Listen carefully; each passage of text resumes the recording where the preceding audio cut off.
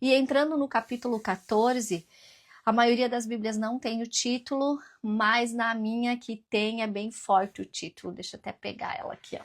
Que é na Bíblia a mensagem, diz assim, ó. Um caminho que conduz ao inferno.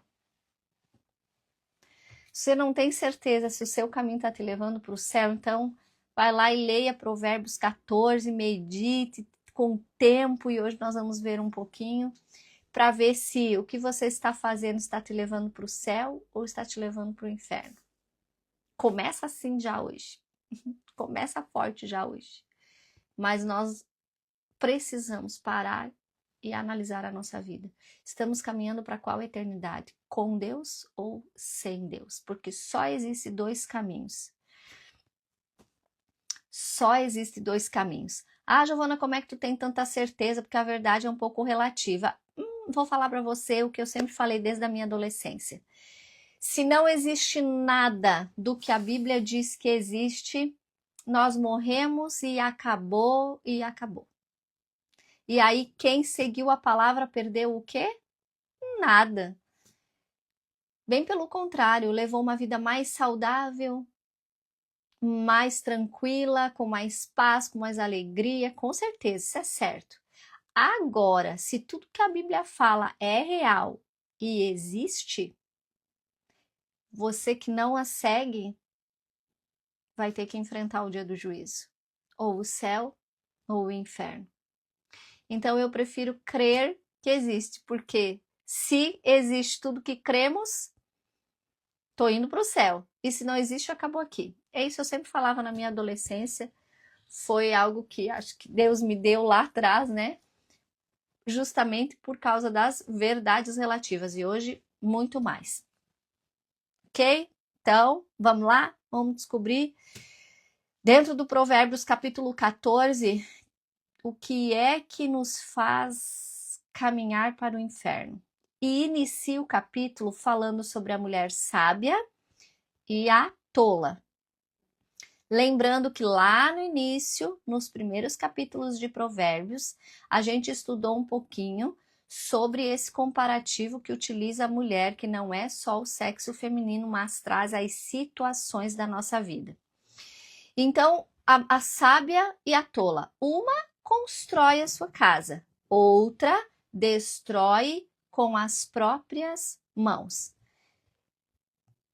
Então, de início já, eu quero trazer 4 palavras que tem aqui na origem hebraica. Lembrando que Provérbios foi escrito em hebraico. Então, para você compreendê-lo melhor, o ideal é buscar as palavras no original hebraico, porque vindo as traduções, muita coisa vai se perdendo. Então, começa com a mulher sábia. Já estudamos muito sobre o sábio. Conhecemos várias pessoas agora, até o capítulo 14, né? Conhecemos o tolo, o sábio, o ímpio, o insensato. Conhecemos várias pessoas. E você que não participou com a gente, tá gravado. Vai lá conhecer essas pessoas. Para saber quem você está sendo e de quem você está também rodeado. Então, a mulher sábia não é só uma mulher inteligente, mas é uma sabedoria prática, presta atenção, dada por Deus. A sabedoria, ela é liberada por Deus. É uma habilidade que Deus nos dá de viver corretamente. E como esta fala hoje é desafiadora, porque como eu falei antes, hoje tem muitas verdades relativas, mas existe uma verdade, a Bíblia chama ela de Jesus. Ele diz, eu sou a verdade. Eu sou o caminho, eu sou a verdade, eu sou a vida, disse Jesus. Então, essa mulher sábia, ela tem a habilidade de viver corretamente segundo os princípios de Deus. Próxima palavra, edifica. Aqui edificar é levantar algo com propósito. Qual propósito? Glorificar a Deus. Revelar o caráter de Deus. Esse tipo de edificação que levanta algo com o propósito de glorificar e revelar o caráter de Deus. Então vamos lá? Levanta algo com propósito e estrutura. Propósito: glorificar a Deus e mostrar o caráter de Deus. Estrutura: coloquei algo aqui, né? Alguns sabem que eu sou corretora, meu marido também trabalha com a construção. E normalmente nós ficamos sabendo se a estrutura é boa ou não quando tudo está mais pronto, ou quando se é colocado peso em cima da estrutura, ou quando há movimento. Aí você vai saber se a estrutura é boa. Então, aqui na nossa cidade, a gente observa muito que quando começa a construção de um prédio do lado do outro, a gente começa a ver como é que está a estrutura do outro. Porque começa a mexer no solo. E aí vai se saber como é que ficou essa estrutura. Então, com o tempo, nós vamos descobrir a nossa estrutura. Quando há os movimentos na nossa vida, que nós vamos descobrir como está a nossa estrutura. Bom dia, Janice, seja bem-vinda. Janice está junto com a minha mãe, estão no Rio de Janeiro. E em nome de Jesus, hoje é um grande dia, que Deus as abençoe aí. Vamos lá. Casa não é somente uma estrutura física. Não é somente uma estrutura física, mas é com a qual todos nós mais nos preocupamos. Mas é família que está se referindo aqui. Esta casa é família. E aí eu coloquei que um dos conceitos estudados como família, porque a palavra família, ela, como nós a conhecemos hoje, ela é originada do latim. Antes não tinha uma palavra para definir família, mas algumas palavras que definiam o conceito de família. Mas um dos conceitos que eu estudei e eu achei maravilhoso é isso aqui, ó. É um lugar onde Deus é conhecido e transmitido. É um legado, é um ambiente espiritual. Tola. Vamos ver o original? Tola. Glória a Deus. Desculpa, queridos, mas preciso compartilhar isso com vocês.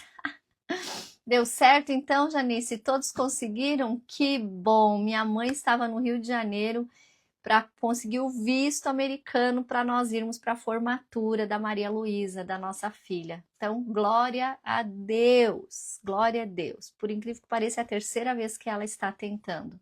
Então, eu vou considerar um milagre do Senhor isto. É porque o Senhor nos quer lá, nos quer nesse lugar. Glória a Deus. Você tá com nós aqui, ó, por favor, glorifica o nome do Senhor, porque a nossa vida é o quê? Glorificar o nome do Senhor. E a tola. A tola no seu original é a insensatez moral, alguém que rejeita a verdade mesmo tendo acesso a ela. Então, foram 4 palavrinhas que nós aprendemos, algumas nós já sabia, né? Tola e sábia a gente já sabia, então hoje a gente pegou aqui mais família e casa. Então, sendo assim, dentro dessas palavras, a mulher sábia constrói mais do que um lar físico. É importante? É, mas não é o mais importante, não é a prioridade. Ela constrói uma atmosfera espiritual. Já a tola destrói com atitudes, com palavras e decisões desalinhadas com Deus. Então, como é que a tola vai destruindo? Quando ela se desalinha com Deus, ela começa a destruir o seu lar, a sua família. Eu e você começamos a destruir as coisas em nossa vida quando nos desalinhamos com Deus. Então, o desalinhamento com Deus já é um caminho para o inferno, claro. Então, por isso, é algo que eu sempre falei e ontem, preparando isso, eu me lembrei que faz tempinho que eu não falo. Uma vez eu falava com mais consistência, mas vou trazer aqui para você um movimento aqui, ó. Nós precisamos primeiro alinhar-nos de forma vertical com Deus. Esse é o nosso principal alinhamento, nosso principal relacionamento e é nosso principal objetivo de vida. Ter uma vida alinhada verticalmente com Deus. Depois, as demais coisas que estão na horizontal, os demais relacionamentos e todas as outras coisas também serão alinhadas. Quando eu tenho problema aqui, eu começo a ter problema em todas as áreas aqui. E eu convido você a observar isso na sua vida, a fazer uma experiência. Busque o seu alinhamento com Deus e você vai ver como as coisas começam a alinhar-se. Não é que você vai negociar com Deus. Você não tem que negociar com Deus. Deus não te deve nada. Anota essa frase aí. Deus não nos deve absolutamente nada. Mas quando nós nos alinhamos com Deus, as demais coisas começam a ser alinhadas porque paramos de quebrar princípios. Então, os princípios começam a parar de nos quebrar também. Começamos a fazer boas semeaduras, então começamos a fazer boas colheitas. Conseguiu entender? Ok? Quais são os contrastes desse capítulo 14? Contraste entre o sábio e o tolo, o justo e o perverso, e o temor do Senhor e a autossuficiência. Agora, se você está meio desconcentrado, concentra aí. Concentra aí. Chama todo mundo que está na sua casa, no seu trabalho. Vem cá ouvir essa parte aqui um pouquinho. Vamos falar um pouquinho sobre autossuficiência? A autossuficiência é vendida como força. A autossuficiência é vendida como força, fora dos princípios da palavra de Deus. É isso que nós ouvimos no geral da sociedade. A autossuficiência é uma força. Mas espiritualmente é uma ilusão e, além de ser ilusão, é muito perigosa. Aí eu coloquei aqui, ó, em amarelo, para você colocar em letra maiúscula ainda você estiver anotando. A raiz da autossuficiência é a independência de Deus. Quando uma pessoa começa a ser autossuficiente, ela já está se tornando o quê? Independente de Deus. O seu relacionamento com Deus já começou a ficar truncado. Logo, logo é interrompido. No versículo 2, ele volta a falar sobre o temor do Senhor. Se você for ler todo o Provérbios, você vai ver o quanto Salomão fala sobre temer a Deus. Que nós já estudamos aqui, não é medo, mas é o que? Reconhecer a Deus e viver alinhado com isto. Agora vamos lá, mais uma parte importante aqui para você. Presta atenção agora, para tudo aí, presta atenção. Temor a Deus não é medo, mas reconhecer quem Deus é e viver alinhado com isso. Mas lembre-se, o diabo e seus demônios conhecem Deus, creem em Deus e estremece. Você se arrepia e estremece com Deus? Ah, o diabo também estremece. E os demônios também. Aonde está isso? Tiago 2,19 diz assim: você crê que existe um só Deus? Muito bem. Até mesmo os demônios creem e estremecem. Conhece, creem e estremece, mas continuam o quê? Sendo rebeldes. Eles não se submetem a Deus. Então segura essa aqui. Demônios creem e resistem a Deus. Quem crê em Jesus Cristo crê e se rende. Então, se você crê e não se rende, você está fazendo o mesmo papel que os demônios.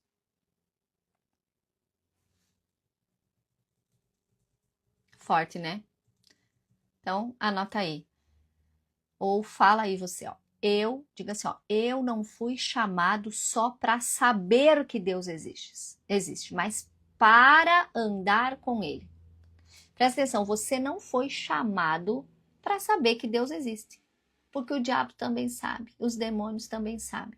Você foi chamado para andar com Deus, submeter-se a Deus, render-se a Deus.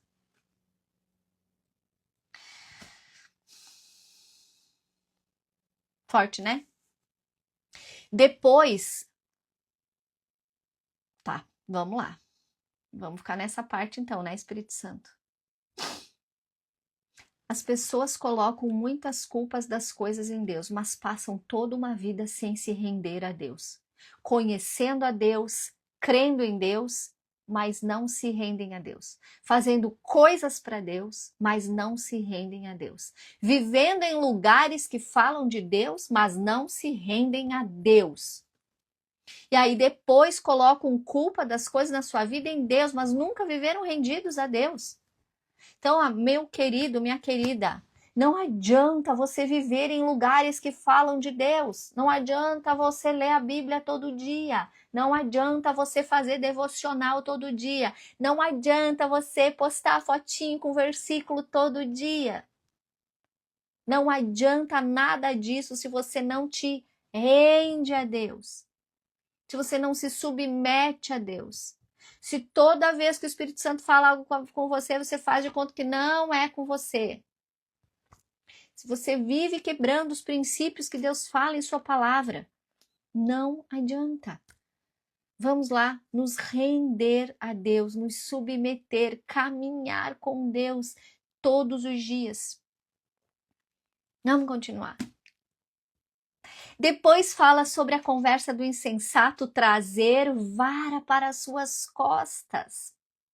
Novamente fala sobre o que? Poder das palavras, o poder das conversas.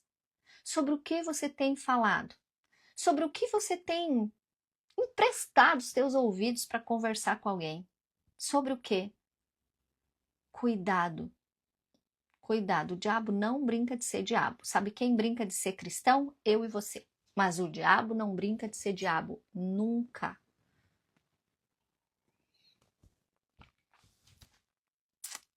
Ele é estrategista? É sim, mas eu vou dizer para você, observando as estratégias do diabo sempre foram as mesmas, desde o Éden. E uma das coisas é falar aos nossos ouvidos, para levar você à confusão mental, à confusão emocional, à confusão espiritual. Então, escuta bem, é para você que está aí. É para você que está aí. Eu gostaria muito que você depois me chamasse e disse se foi para mim, porque eu quero orar com você. Sua mente está muito confusa? Suas emoções estão confusas demais? Você diz assim, mas eu leio a Bíblia, eu faço devocional, eu oro, mas essa confusão aqui dentro de mim. Você está emprestando teu ouvido a demônios. Por isso que você está confusa. Por isso que você está tão confusa. Porque o seu ouvido está sendo emprestado a demônios. Que conversas você tem tido? Se é julgando, já quebrou o princípio. Porque o único juiz é Deus. Quem muito fala, muito peca. Vou falar de novo. Quem muito fala, muito peca.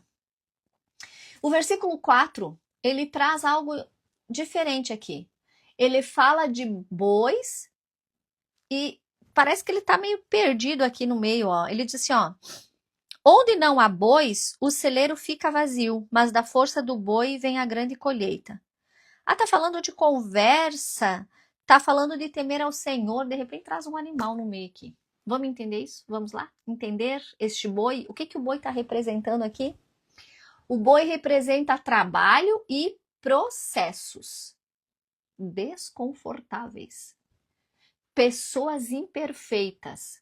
Responsabilidade e movimento. É isso que o boi está representando aqui. Trabalho, processos desconfortáveis, pessoas imperfeitas, responsabilidade e movimento. Não existe colheita sem um processo. E processo e crescimento geram uma certa bagunça. Então, se você está procurando um lugar perfeito, pessoas perfeitas, você tem que ir em lugares que não tem crescimento, não tem frutificação, porque onde há, existe um certo movimento. Vamos lá. Árvores saudáveis perdem folhas, ganham flores, depois caem as flores. E aí depende como você olha, você vê como sujeira. Depende como você olha, você vê a árvore está saudável. Está passando os seus processos. Está vivendo as suas estações. Então, nós precisamos de maturidade para entender essa fase. Esses bois que estão trabalhando e fazendo processos desconfortáveis. Eu até coloquei aqui, ó, casa sem bagunça, porque é a minha linguagem, né, minha área. Casa sem bagunça é o quê? É showroom. Showroom não é feito para viver, é feito para conhecer, olhar, observar, mas não é para viver. Quando eu vendi muito showroom na minha carreira de corretora. Se apresenta o showroom, ele tá ali impecável, tudo no lugar, tudo perfeitinho. Aí depois que vende, a família entra, a gente vai lá visitar o cliente, a casa tem vida, tem movimento. Já não está mais tudo como foi apresentado. Também já tem coisas que foram substituídas porque entrou a vida da família, não só uma aparência de apresentação. Então, eu coloquei aqui, uma vida organizada demais pode estar sem ousadia, sem crescimento, sem envolvimento e pode estar fugindo da responsabilidade. Agora presta atenção, não vai torcer minhas palavras aí. Não estou dizendo que sua vida tem que ser bagunçada, não. Mas o excesso, o perfeccionismo não é de Deus. Não é. O perfeccionismo para nossa vida não é. Deus é perfeito. Nós estamos vivendo processos para chegar à perfeição, sermos aperfeiçoados até a vinda de Jesus, diz a palavra de Deus. Então, uma das coisas que eu fui sendo trabalhada justamente foi o perfeccionismo. Porque aí muitas vezes a gente a gente cessa algumas coisas, porque se não for extremamente perfeito, a gente não quer fazer. A gente não quer estar envolvido. Então você imagina crianças numa casa, que a casa precisa ficar sempre igual a um showroom. Vai haver crescimento saudável nessa criança? Não, ela não tem liberdade de movimento. Quando a criança está crescendo, ela precisa do movimento. É cai, levanta, é segura numa coisa aqui, é deixa os brinquedos ali. Então, é um movimento e um crescimento. Coloquei assim, ó, quem está em movimento por vezes se desgasta, se suja, enfrenta algumas desorganizações temporárias e algum conflito até caminhar a solução. Então, meu querido e minha querida, vou falar com você que está caminhando com a gente aí no Café com Propósito, no Ministério MIV. A gente está caminhando. A gente está caminhando na direção de Deus. E nessa direção erramos e acertamos. E tem uma frase que eu sempre falo e vou falar para você aqui. E vou te dar uma dica, use ela, você vai tirar um peso das suas costas e das costas das pessoas também. É certo que eu vou errar com você. É certo que eu vou decepcionar você. Isso é certo, certo, certo que eu vou decepcionar você. Sabe quem nunca te decepciona? Deus. Deus nunca te decepciona. Quer um celeiro limpo, como diz ali, ou uma vida frutífera? O que você escolhe? Um celeiro limpinho ou uma vida frutífera? Em seguida, ele vai falar do quê? Do zombador. E o zombador é o que despreza e ridiculariza tudo que é sério. É quem não honra a verdade. E quem não honra a verdade nunca acessa uma revelação. Porque a revelação só é dada a quem honra a verdade. E honrar a verdade é mais do que concordar com a verdade. De onde você concordar, eu concordo com a verdade. Mas é se submeter a essa verdade. Então, vamos a uma verdade. Eu nem tinha colocado aqui. Vamos lá, vamos falar. Uma verdade que a palavra diz. Se vocês perdoarem, serão perdoados. Vários textos falam isso, mas o principal, oração do Pai Nosso. Essa é uma verdade. Ah, não, eu honro essa verdade, de quem perdoar for perdoado. Mas se você não executa, não se submete a essa verdade, A revelação não vai chegar até você. Agora, quando você viver esta verdade, a revelação vai chegar até você. O 9 eu coloquei aqui para eu ler ele. Então, deixa eu ler ele. Vamos achar aqui. A luz dos justos. Opa! 14, 9. Os insensatos zombam da ideia de reparar o pecado cometido, mas a boa vontade está entre os justos. E você vê que logo depois do 9 vai trazer sobre o coração que conhece a sua amargura. Então, se o anterior já fala sobre que insensato zomba da ideia de reparar o pecado, significa que ele não se arrepende, não há arrependimento. Não havendo arrependimento, o coração fica amargurado. Então, você tem amargura no seu coração? Você é uma pessoa que é amargurada, qualquer coisa é ódio, é raiva, é vingança, é amargura no seu coração. Não tem paz, não tem alegria. É desafiador amar. É muito desafiador para você perdoar. Só faz. Só vai lá e perdoa. Só vai lá e se rende. É rendição. E aí, olha só, tem dores e tem alegrias que só Deus pode acessar.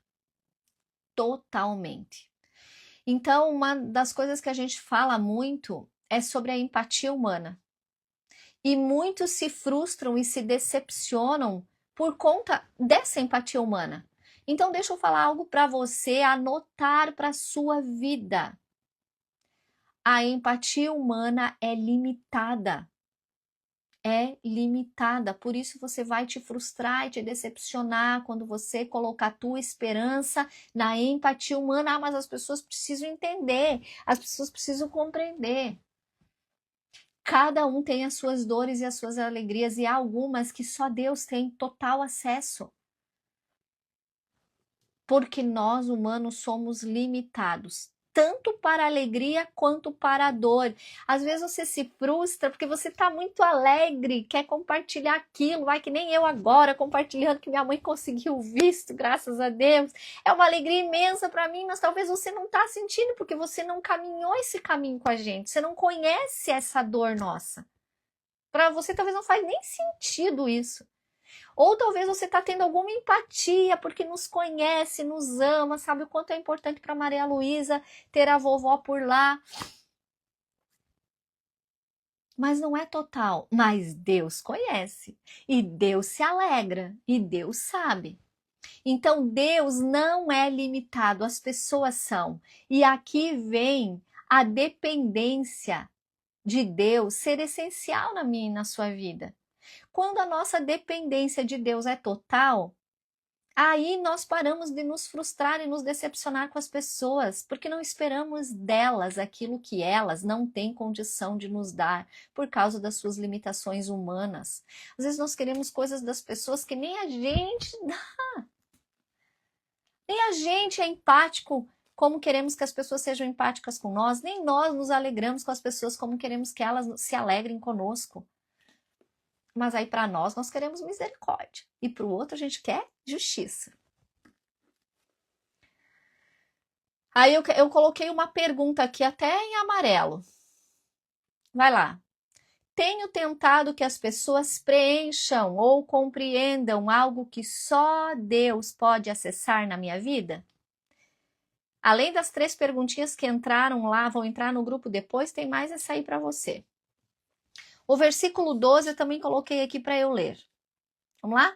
Há caminho que parece certo ao homem, mas no final conduz à morte. Nem tudo que parece certo é aprovado por Deus. Lembra que nós já falamos aqui na live sobre um livro chamado Do Bem ou de Deus, de John Bevere? Parece meio contraditório?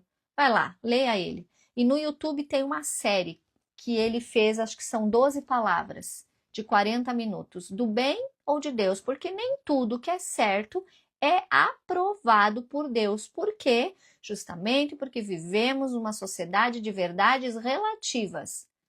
O que às vezes judicialmente é certo, para Deus não é. Eu até ia falar de algo aqui, mas eu não quero que a live caia, então eu não vou falar. Mas vou dar uma dica sobre o direito à vida. Sobre o direito à vida. O estilo de vida comum a muitos, que muitos hoje têm a tendência de estar vivendo, é desaprovado por Deus. Você entendeu? O estilo de vida comum a muitos hoje é totalmente desaprovado por Deus. Então, você não pode viver pela aprovação da manada. Você precisa viver pela aprovação da palavra. Ó, até rimou. Você não vive pela aprovação da manada, mas pela aprovação da palavra de Deus. E no 13, fala de uma realidade que a maioria das pessoas não querem encarar. Nem toda alegria é verdadeira e nem todo sorriso revela paz interior. O olhar de amor que vem de Deus pode nos levar a salvar vidas. O que eu quero dizer com isso? Quando você olha uma pessoa, não se deixe levar pelas gargalhadas e pela aparência da felicidade. Olhe no profundo dos seus olhos. Tenha relacionamento com Deus, para que através de Cristo Jesus você consiga enxergar a realidade que as pessoas estão vivendo e você possa ser canal do céu para a terra na vida desta pessoa. Às vezes você se envolve com as pessoas na gargalhada, nas brincadeiras, no divertimento. Ah, a pessoa é divertida, a pessoa é isso. Às vezes é só uma fuga. Não é que não possa ser, mas por muitas vezes é uma fuga da sua realidade que precisa de cuidado, de amor, de tratamento, e ela criou uma barreira para que ninguém acesse. Já foi tão ferida que ela não quer que ninguém acesse, então ela prefere colocar uma aparência de alegria, de diversão, mas ali há uma fuga. Aqui é uma coisa minha, tá? Minha, vou falar algo que eu vejo nesses anos todos que trabalhamos com famílias e com casais, principalmente com casais. Eu e meu marido sempre falamos, casais que não têm o prazer de estar a sós, casais que vivem com suas casas cheias ou procurando lugares para estar, é porque não há prazer de estar a sós em família em suas casas. Há algo errado aí. Porque precisa haver o prazer de estar juntos e a sós, não sempre em algum movimento. Isso é uma fuga de olhar para a sua verdade, para a sua realidade. Então vamos parar de olhar aparências e vamos passar a receber revelações de corações. Porque sim, Deus revela os corações para que haja cura. E você pode ser esse canal de bênção, desde que você pare de olhar só aparências e realmente ame como Cristo te amou, para poder importar-se de verdade com as pessoas. Então, Provérbios, você lendo todo ele, como a gente está fazendo aqui, você vai observar que ele alerta muito sobre o viver de aparências. Muito sobre o viver de aparências. A alegria que vem de circunstância tem prazo de validade. Lembre-se disso. A alegria que vem de circunstâncias tem prazo de validade. A alegria que vem do Senhor, você está constantemente com ela. Você passa por circunstâncias difíceis, mas a alegria do Senhor é estar com você. E sabe o que a Bíblia chama a alegria do Senhor? Diz assim, ó, a alegria do Senhor é a nossa força. Para que precisaremos de força se estamos alegres? Você entendeu agora?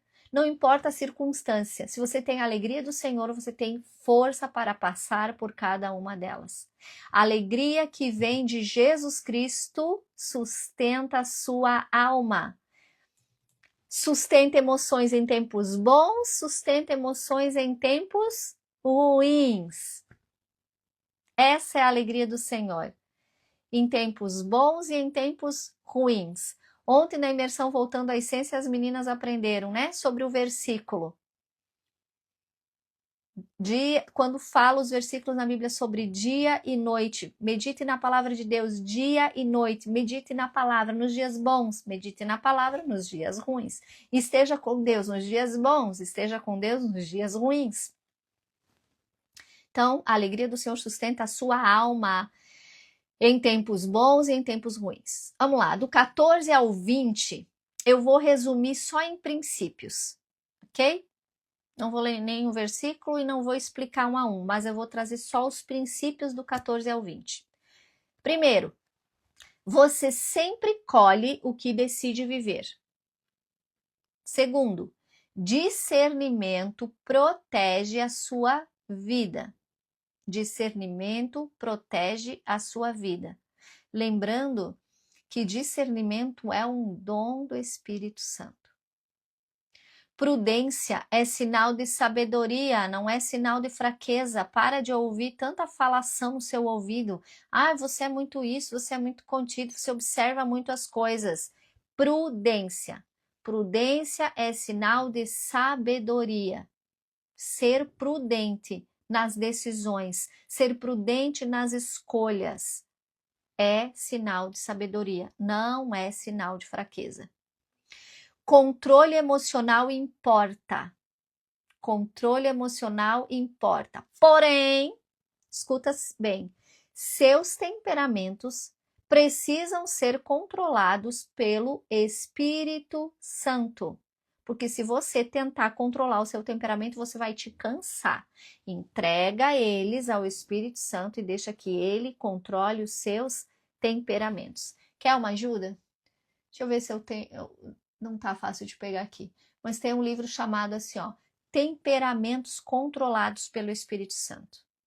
Quando eles estão controlados pelo Espírito Santo, você tem domínio sobre eles. E Deus nos criou para dominar e não sermos dominados pelas nossas emoções. Próximo, buscar entendimento de Deus muda o seu destino. O conhecimento que você mais precisa ter, o conhecimento de Deus, quem Deus é para você. E primeiro, quem Deus é. Depois, quem Deus é para você. Depois, quem você é para Deus. Então, buscar entendimento de Deus muda o seu destino. Próximo, no fim, a justiça sempre se estabelece. Deixa Deus ser o seu juiz. Pare de querer ser juiz de si mesma ou juiz dos outros. No final, a justiça se estabelece. Deus é o seu juiz em todas as circunstâncias. Não fique se justificando, não fique se explicando. Você está certo? Está diante de Deus? Está dentro dos princípios? O tempo vai trazer a justiça. Deus vai trazer revelação da verdade. E último, o mundo valoriza status. O mundo valoriza status, mas isso não define o seu valor diante de Deus. Lembre-se, a maioria das coisas que tem valor na terra, valor nenhum tem para o céu, valor nenhum tem para Deus. Sabe por que Deus nos concede? Porque Ele conhece o nosso coração, Ele conhece os nossos anseios, Ele sabe das nossas necessidades nesta terra, não que tenha valor para Ele, não que tenha valor para a eternidade. Então, qual é o contraste desse 14 ao 20? O imprudente e a sabedoria. O imprudente é impulsivo, ingênuo e afastado de Deus. A sabedoria é prudente, temente e consciente. Ela é temente a Deus e ela é consciente da verdade que vem de Deus. Amém? Tá tudo bem por aí? Vou tomar uma aguinha aqui.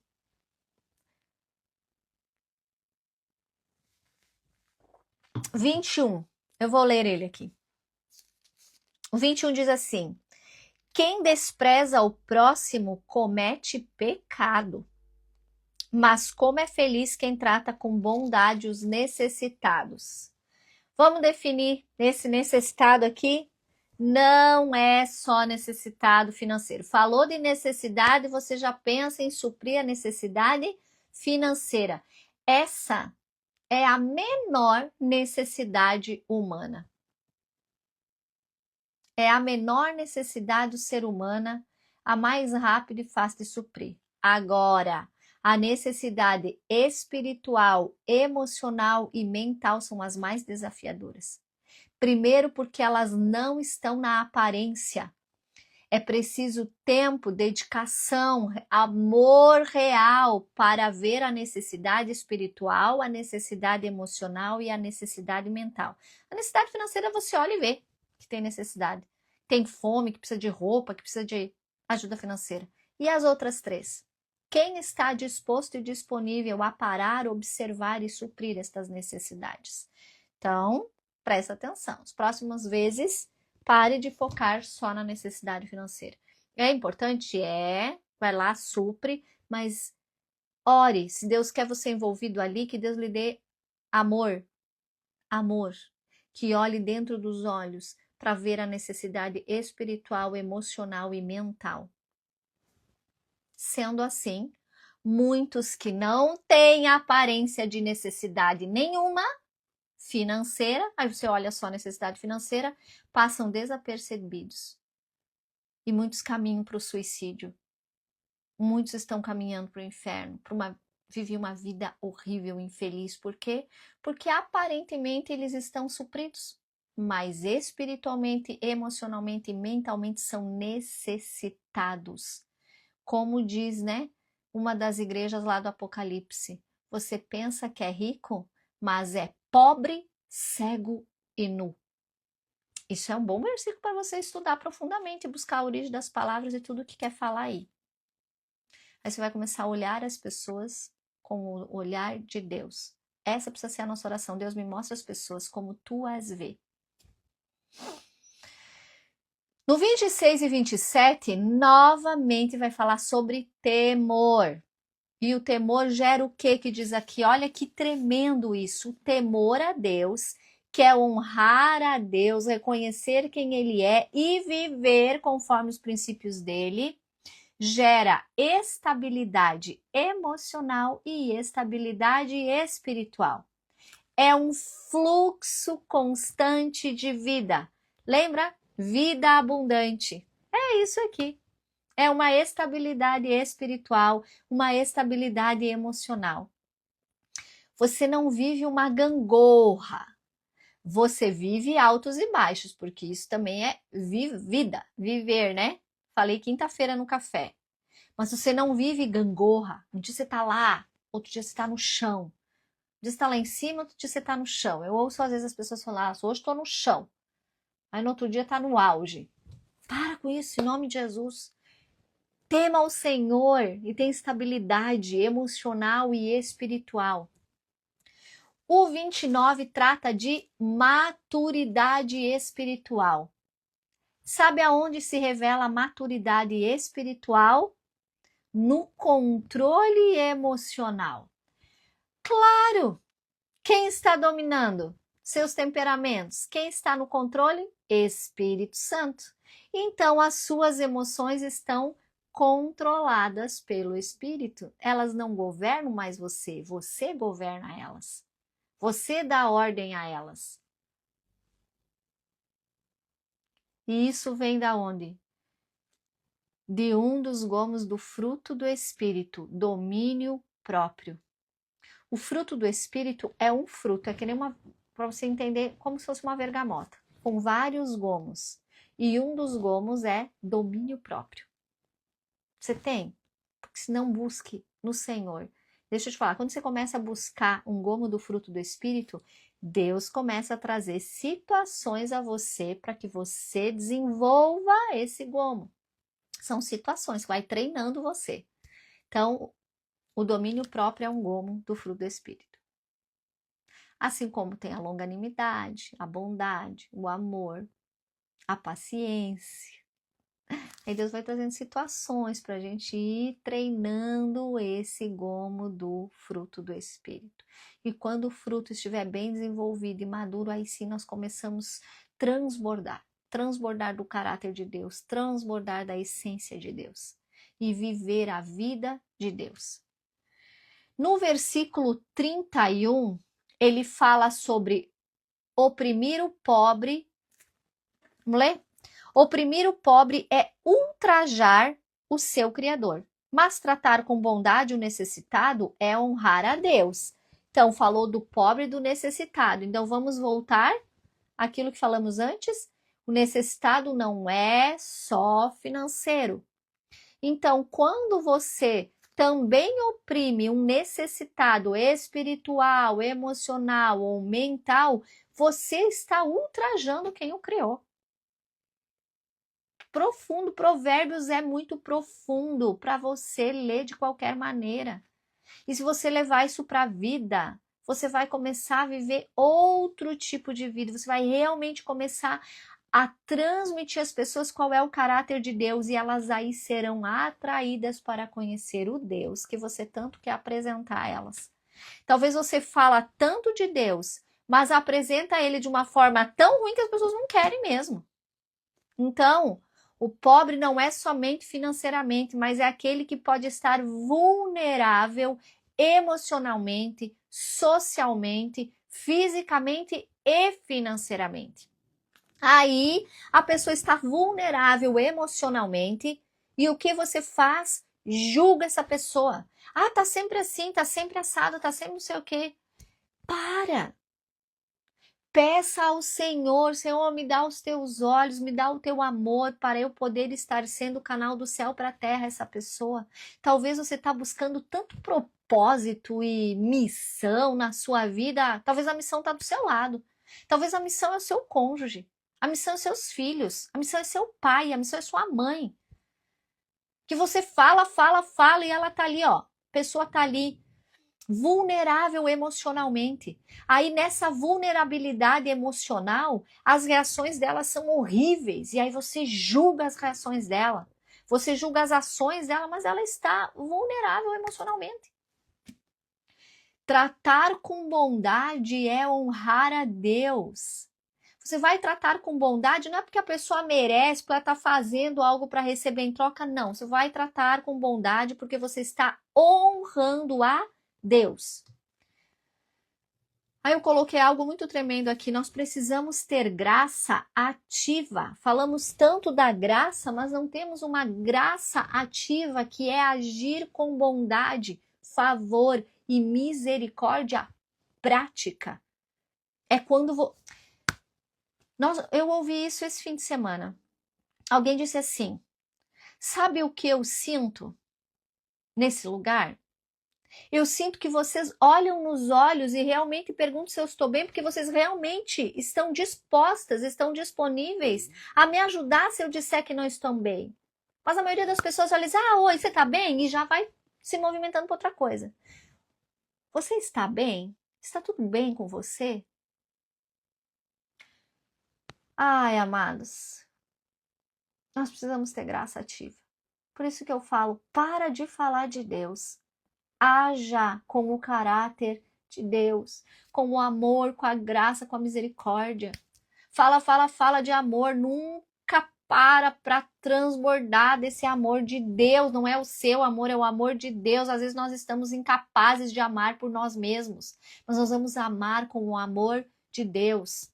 É claro que nós, humanamente, tem situações que o que a gente tem vontade. Ai, nem vou falar aqui. É de fazer ter outras atitudes. Mas isso é nós humanos. Agora, quando nós falamos, Senhor, tua graça aqui, Senhor, a mesma graça que tu derramou sobre mim, a mesma misericórdia, me ajuda, Espírito Santo, a ter uma graça, uma misericórdia ativa. Eu coloquei em amarelo aqui, quando eu coloco em amarelo é muito importante, porque é para você anotar. É sobre como você trata. O que fala isso aqui que nós acabamos de ler aqui, esse versículo? É sobre como você trata quem não pode te dar absolutamente nada. Mas é nada mesmo, não é só nada financeiro. Não pode te dar nada emocionalmente, não pode te dar nada em palavras, não pode te dar nada. Como você trata quem não pode te oferecer absolutamente nada. E aí, então, estamos terminando. Versículo 34 eu vou ler. A justiça engrandece a nação, mas o pecado é uma vergonha para qualquer povo. Não vamos entrar em questões políticas aqui, mas vamos falar sobre retidão moral alinhada com Deus.